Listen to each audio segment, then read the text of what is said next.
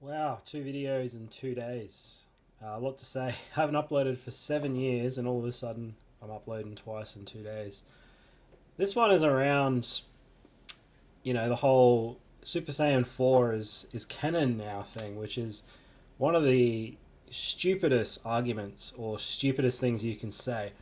People treat GT like it's some unofficial, unlicensed show. And all of a sudden, because Toriyama's taken a design that he didn't create and put it in Daima, it's canon, which makes zero sense. It's the most stupid thing you can say. And I'll explain why, if you haven't picked up on that.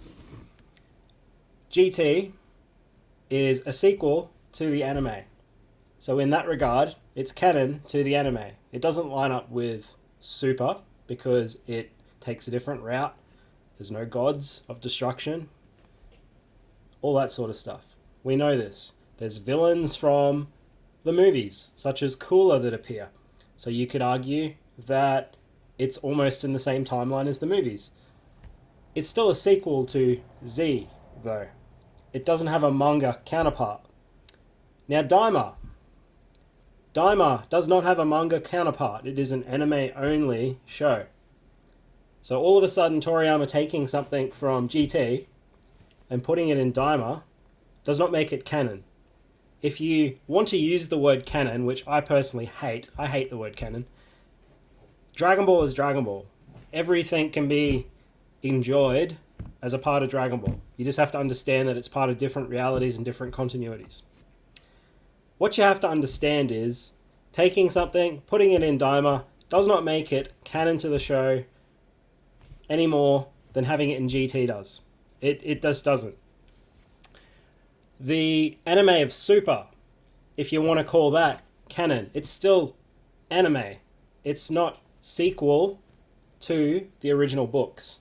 Or it's not any different from GT in the sense that Super has its own continuity in the manga.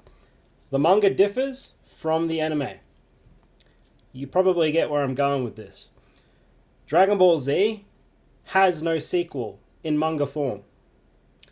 It has a prequel that's set during the 10-year time skip, that being Dragon Ball Super.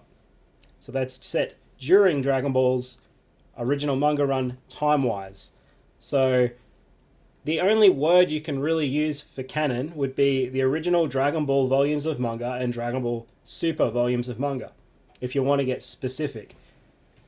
Anything in anime form, you then can't go and take the word canon and go, well, Daima is canon because Toriyama had much more involvement and he wrote the story for it. But Super Saiyan 4 and GT is not canon. Where do you think he got the idea from? So when people say this, and when I see this on Facebook with all these posts, when I see this all over the internet, time and time again, I sit there and I just look at it and go, people really have no idea what that word means in the grand scheme of things, because the word canon, which again, I hate the word, it's just the original run of books. Okay?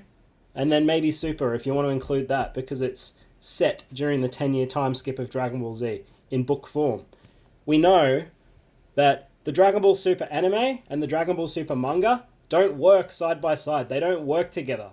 Things are done differently in the books versus the anime, which is why I say if you really want to get technical and include the Super books, if anything is canon to the original run of manga, it's Dragon Ball Super, but the Super anime and Super manga can't coexist side by side because they change things so drastically.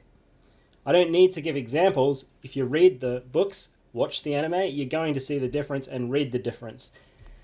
So, just a ranting video today. This is kind of what I mean yesterday, I guess, where I come across a bit uppity sometimes, or a little bit like I know more than other people. I don't mean to come across that way, I really don't. But to sit here and say it's canon now because it's a part of Daima, it's such a stupid thing to say. It really makes no sense. So, thank you for watching. I really don't mind any interactions down in the comments. Keep it respectful. I'll respect your comments. Thank you very much for watching, and I'll see you next time.